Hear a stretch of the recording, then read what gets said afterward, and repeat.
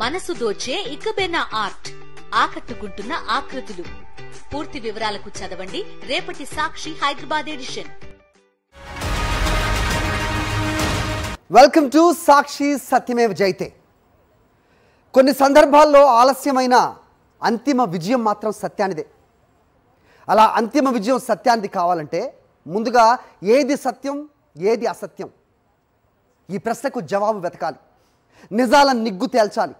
అలా నిజాన్ని గెలిపించే మా ఈ ప్రయత్నమే సత్యమేవ జయతే. నోటీసుల మీద నోటీసులు, కేసుల మీద కేసులు, అరెస్టుల మీద అరెస్టులు. ఏపీ రాజకీయాలు సోషల్ మీడియా చుట్టూ తిరుగుతున్నాయి. ఇదంతా అక్రమం అనేది ఒకరు, లేదు లేదు అంతా సక్రమమే అనేది మరొకరు. ఒకవైపే చూడు అన్నట్టుగా వ్యవహరిస్తున్న పోలీసులు. అసలు ఏపీలో ఏం జరుగుతోంది? కొందరు కుట్రపూరితంగా ఫేక్ ఐడీలతో మహిళలపై అసభ్యకర పోస్టులు పెడితే ఆ ముసుగులో సోషల్ మీడియా యాక్టివిస్టులు అందరిపై కత్తిగట్టడం న్యాయమేనా? ఉద్దేశపూర్వకంగా కొందరినే టార్గెట్ చేస్తూ వారిపై కేసులు పెట్టడం, చిత్రహింసలకు గురి చేయటం, అరెస్టులు చేయటం కరెక్టేనా? ప్రభుత్వాన్ని ప్రశ్నించడమే నేరం అనే సంకేతాలు ఇవ్వాలనుకుంటున్నారా? సోషల్ మీడియా యాక్టివిస్టులను భయభ్రాంతులకు గురి చేయటమే లక్ష్యంగా పెట్టుకున్నారా? సోషల్ మీడియా యాక్టివిస్టుల అరెస్టులపై ఈ ప్రశ్నలతో పాటు ప్రధానంగా మరో 10 ప్రశ్నలు వినిపిస్తున్నాయి. అవేంటో ఒక్కసారి బిగ్ స్క్రీన్ పైన చూద్దాం.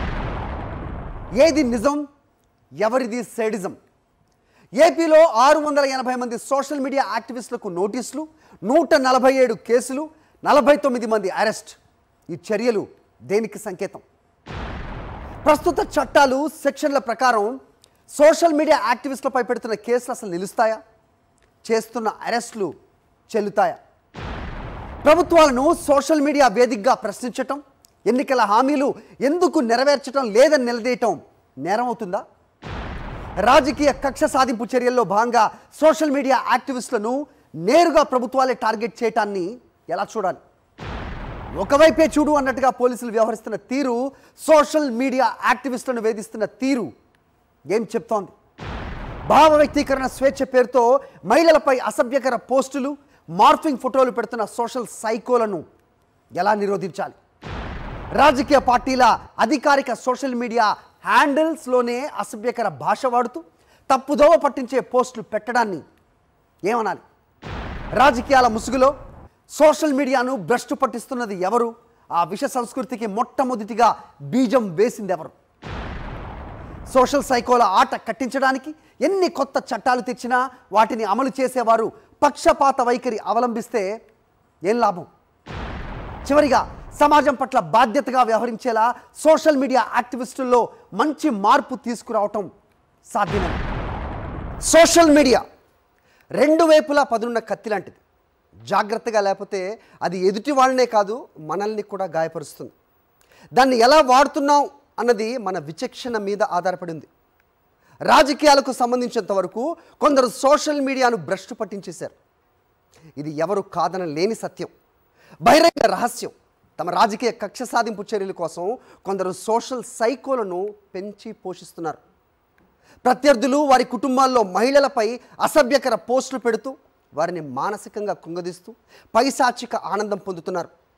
ఇలాంటి నీచ సంస్కృతికి ఎవరు బీజం వేశారు అన్నది చెప్పడం కష్టం, కానీ దీన్ని ఎవరు బాగా వాడుకుంటున్నారు అన్నది మాత్రం ప్రస్తుత ఏపీ రాజకీయాలను గమనిస్తే అర్థం చేసుకోవడం పెద్ద కష్టం కాదు.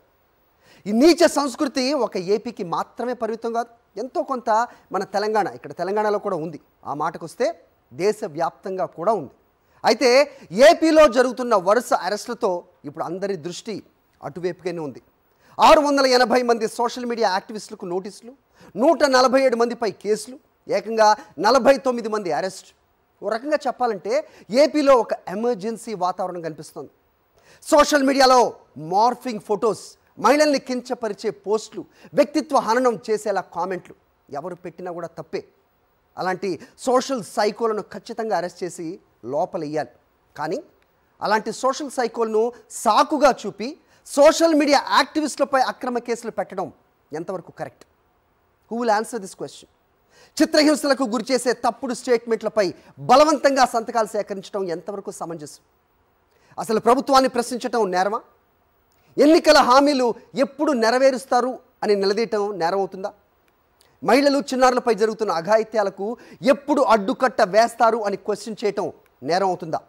ప్రభుత్వ వైఫల్యాలను, అవినీతి, అరాచకాలను ఎండగట్టడం నేరం అవుతుందా?